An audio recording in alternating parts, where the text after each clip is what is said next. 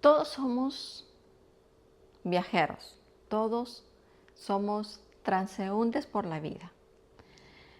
Algunos llevan un equipaje ideal, un equipaje preparado.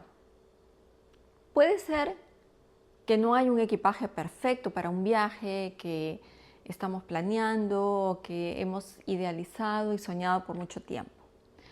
Pero lo que sí sabemos es que hay diferentes tipos de viajeros y hay viajeros más preparados que otros. Y esos viajeros más preparados que otros ponen en su equipaje lo que tienen que poner, lo que piensan que necesitan para pasarla bien, para enfrentar alguna dificultad, por si hay problemas con el clima, hace un estudio previo del lugar en que va, pero todos somos viajeros en la vida. Pero todos nos preparamos con ese mismo entusiasmo ya de adultos, con esa misma capacidad, o llevamos más equipaje del que debemos. Y una de las cosas que pesan muchísimo en ese equipaje de vida es el trauma de experiencias difíciles, y entonces nos negamos a perdonar tanto al ofensor y nos olvidamos de nosotros mismos. Hoy te voy a dar estrategias, vamos a conversar un poquito sobre esa piedra enorme que llevas en tu equipaje de vida, que no te has dado cuenta, que nosotros los psicólogos y los terapeutas lo sabemos y que todos los clientes, todos los pacientes que llegan a terapia llevan esta piedra enorme en su equipaje de vida.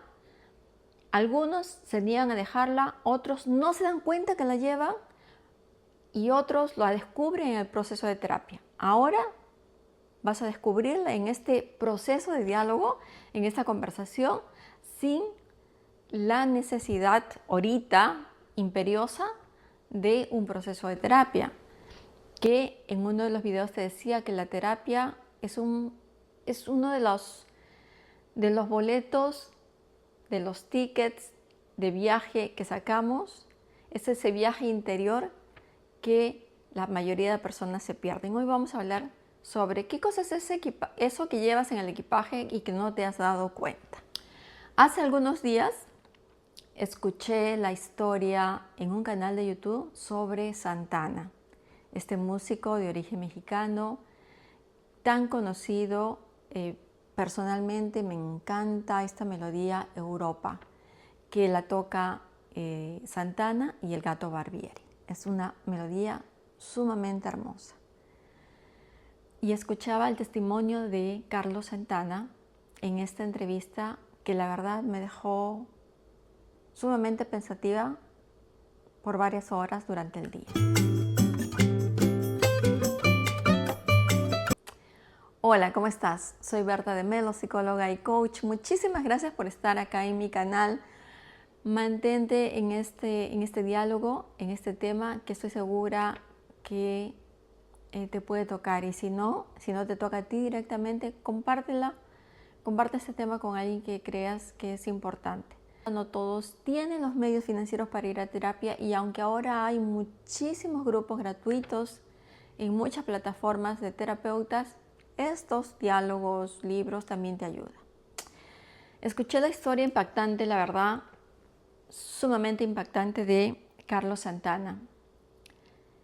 Él estaba en una entrevista y una de las cosas que pude observar de él es que conversaba con una mirada en el horizonte, casi no centraba la mirada en el entrevistador, y era una mirada del pasado.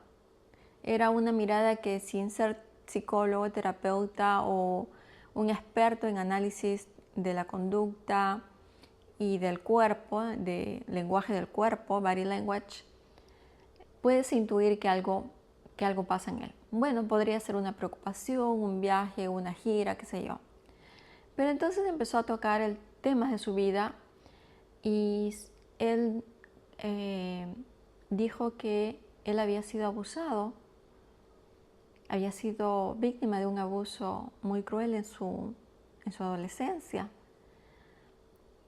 y pues es uno de los peores abusos que hay, ¿no? No voy a especificar exactamente, pero ya más o menos lo sabes y lo puedes buscar en una entrevista, o si quieres te lo comparto el enlace en este video de ese testimonio que daba este músico mexicano.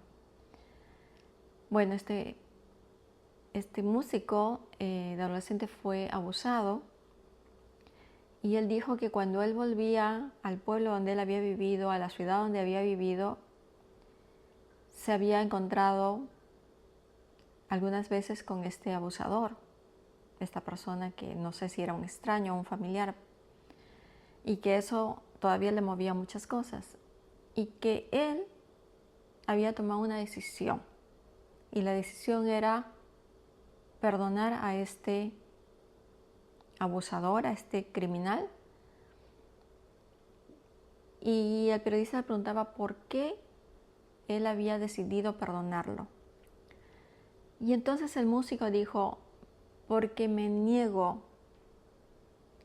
totalmente y enérgicamente a sentir odio o a vivir con odio. Me niego que esta persona esté en mi trauma, en mis pensamientos. Me niego a vivir con el odio, porque eso me puede destrozar físicamente, como ya me destrozó psicológicamente. Uno de los equipajes que la gente lleva y que no se da cuenta, que lo pone en su maletita por años, obviamente hay circunstancias y situaciones traumáticas que sucedieron en la infancia de muchísimas personas, y eso es el trauma, es lo que llamamos trauma. Y conversaciones como esta tienen como objetivo ese proceso de sanación del trauma. Y esto es el perdón. Escuchamos muchísimo esta palabra de el perdón. ¿Será que el perdón verdaderamente existe? ¿Cómo lo elaboramos el perdón? ¿Cómo lo elabora? ¿Cómo lo digiere? ¿Cómo lo enfrenta? ¿Cómo lo destruye cada persona? Según el trauma que vivió, el tiempo que lo llevó. ¿Y por qué hacer ese proceso de el perdón puede sanar a la persona y quitar esa piedra en ese equipaje de vida que pesa tanto y que no permite seguir adelante y seguir además disfrutando de la vida y experimentando esa experiencia de felicidad? Define el perdón en términos generales como ese derecho que todos tenemos de abandonar ese daño moral, ese daño físico, ese daño psicológico, ese enojo y esa ira. Se ha hablado mucho de este proceso de ira, de cómo destroza físicamente la vida de las personas, cómo destroza nuestra salud física, cómo destroza hasta nuestra capacidad mental, nuestra claridad mental. Entonces el perdón tiene que, con una decisión personal que dice, me niego, como decía Santana, me niego tajantemente a seguir cargando a esta persona, a este victimario, a seguir cargando este dolor. Y entonces me decido a comprender qué es el perdón, a entenderlo, a entenderme a mí mismo y iniciar este camino. El perdón es muy abstracto. Es una palabra que se menciona mucho, pero finalmente es muy abstracto y que implica tiempo. Pero cuando hablamos de perdón, jamás no hablamos de olvido. Hay muchas personas, la mente es una máquina sorprendente, maravillosa y hasta asustadora. La mente hace que cuando hay un trauma muy fuerte, que la persona no puede manejarlo, negociarlo, vivirlo, enfrentarlo, la mente, como una forma de proteger, hace que se olvide. Entonces hay procesos de amnesia o procesos de demencia o procesos en el que la persona simplemente ha apagado el switch, el botoncito, como una forma de protegerse. El perdón también implica que no vamos a justificar, porque si pensamos que el perdón nos lleva a justificar, nosotros en algún momento podemos también cometer ese mismo acto. Porque todas las personas que han cometido un acto violento, un abuso físico, moral, sexual, si vamos a su infancia y a su pasado, también vemos un acontecimiento de trauma. Pero como la persona no enfrentó, no liberó, no hizo la sanación, no encontró formas o no las quiso encontrar, justificó, entonces en el momento de justificar se convierten también en los depredadores, en los abusadores. Vamos a ir a entender, vamos a integrar el concepto de qué cosa es perdonar. ¿Qué hago cuando perdono un abuso físico, moral, sexual, psicológico? ¿Qué hago? ¿Justifico? ¿Lo siento? ¿El perdón es algo que puedo sentirlo? ¿Qué cosa es el perdón? Y entre muchas teorías filosóficas, espirituales y todo lo que hay, desde el punto de vista psicoterapéutico, decimos que el perdón es exactamente esto que hizo este compositor mexicano. En el momento que él toma la decisión, porque siente que la carga es muy pesada, que esa ira y ese odio, hasta ese miedo de volverse a enfrentar con el abusador, no importa si es adolescente, joven o ya es adulto, hay un miedo interior. Entonces ese proceso de enfrentar ese miedo, vivir con miedo, es lo que hace a las personas decidir, no, ya basta de esto, no puedo seguir con este miedo y tengo que enfrentar. Para enfrentar, puedo empezar a crear unas estrategias para dañar, para castigar a este abusador y, aparte de los procesos legales o morales que el abusador precisa llevar a cabo, entra el proceso psicológico terapéutico del perdón. ¿Qué es el perdón? El perdón es ese momento en que la persona entiende y decide que no puede ni huir de la memoria, ni puede vivir con ese odio o con ese miedo por la memoria de ese acontecimiento. Y hace lo que hizo este compositor. Me he decidido a perdonar a esa persona porque no quiero llevar más la ira. ¿Qué cosa es entonces el proceso de perdonar? Es enfrentarme a esa situación, elaborar todas las emociones que conlleva, miedo, ira,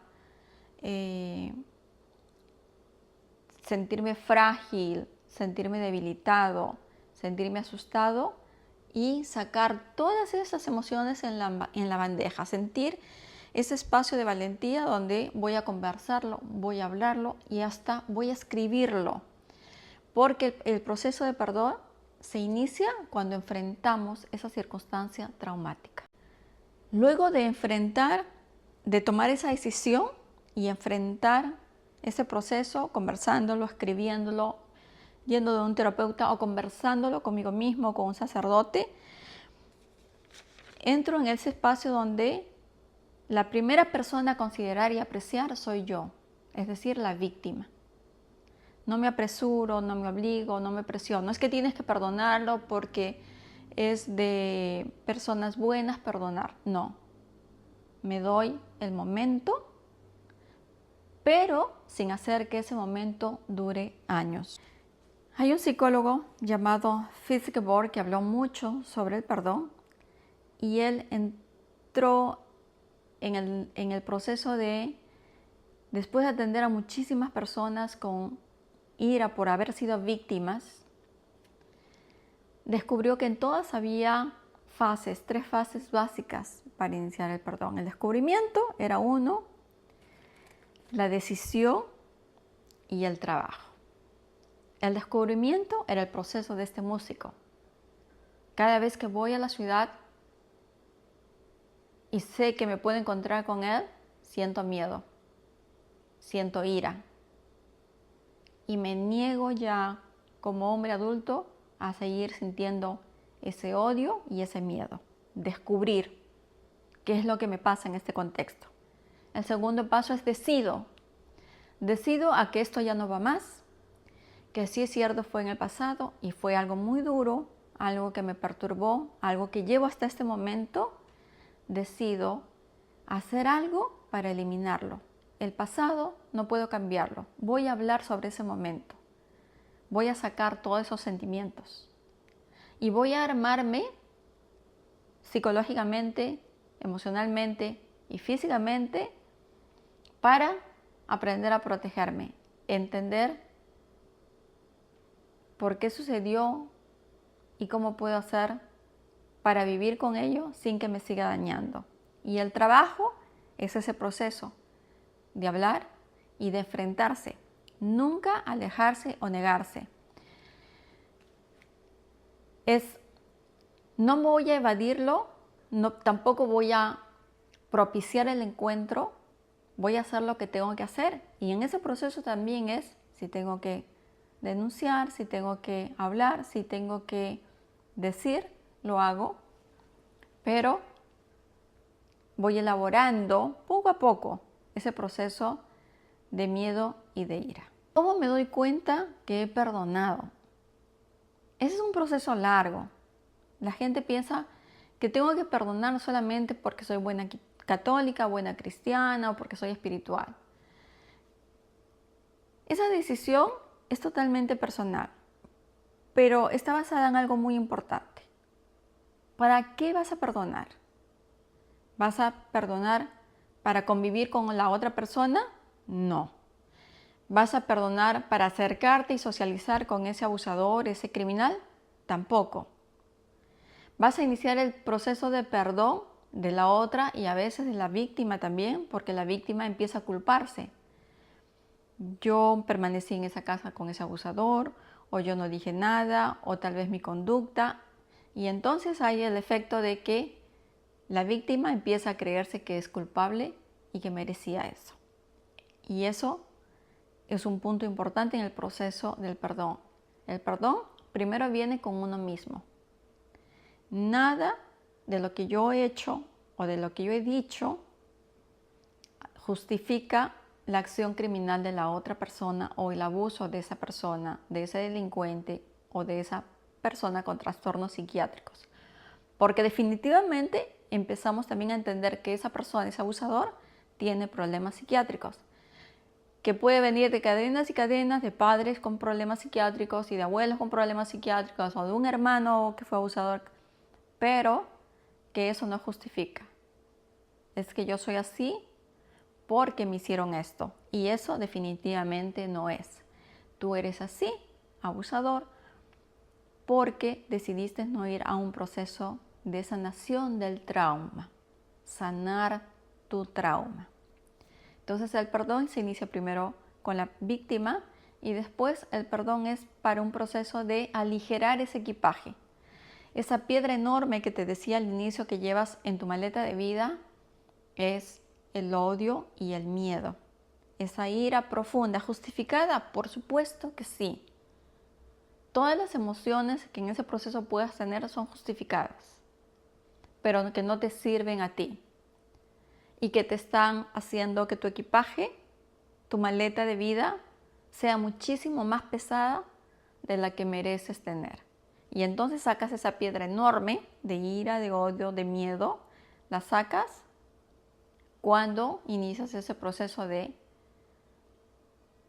voy a iniciar el proceso de perdón primero conmigo y después en su tiempo, sin apresurarme con el abusador, con el criminal, con el delincuente.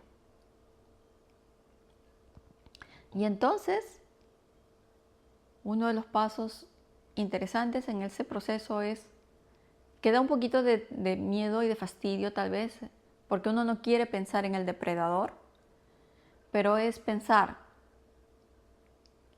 que ese depredador, ese criminal, fue también un niño con expectativas, con alegría, y conocer la historia de él, en qué momento de la vida esa persona que era un niño con un mundo perfecto o con un mundo normal o con esa ternura, en qué momento se convirtió en ese monstruo. ¿Cuándo te das cuenta de que estás haciendo el proceso de perdón? cuando no evitas hablar del asunto. Por ejemplo, este compositor famosísimo, yo no creo que muchos sepan esta historia, voy a tratar de buscar el enlace, cuando habla públicamente de ese abuso ante el entrevistador, está haciendo una catarsis, está haciendo un proceso de terapia. Deja de sentirse frágil para enfrentarse además a que todas las personas que lo admiran o que no lo admiran escuchen esa experiencia tan traumática y que la verdad como oprime el corazón al escucharlo. Y entonces cuando él lo elabora y lo habla abiertamente, hace un proceso de catarsis sanadora, significa que ya ha hecho este proceso del perdón. El perdón no es para justificar a la otra persona, es para aligerar nuestra carga. Y te das cuenta que ya has iniciado ese proceso de perdón cuando puedes volver a ese espacio sin sentir ese miedo o esa perturbación o esa ira. Cuando puedes servirte esa experiencia para también ayudar a otras personas. Cuando ya dejas de sentir miedo y sientes que hay una ligereza espiritual, una ligereza en el alma, porque ya no hablas con odio, ya no hablas con trauma, porque estás sanando ese trauma. Espero que esto haya sido una pildorita para que empieces este proceso de perdón que puede ser con personas extrañas, con situaciones traumáticas o incluso con cuestiones como el maltrato que una hija sufrió de la mamá, las cosas que la mamá le dijo a un hijo o el papá le dijo a un hijo y que hace que la persona ya adulta, hasta ya con hijos, evite estar cerca al progenitor, a la progenitora, porque todavía no existe ese proceso de perdón. Es qué cosa llevó a esa persona a ser tan cruel, a ser tan mala, a ser victimario. Y en ese proceso de entendimiento, lo que estás haciendo verdaderamente es un proceso de sanación personal. Espero que esta gotita te haya servido de algo. Y también tengo un video más sobre las heridas de la infancia. Y esto tal vez abre las puertas para entender más lo que es la palabra perdón.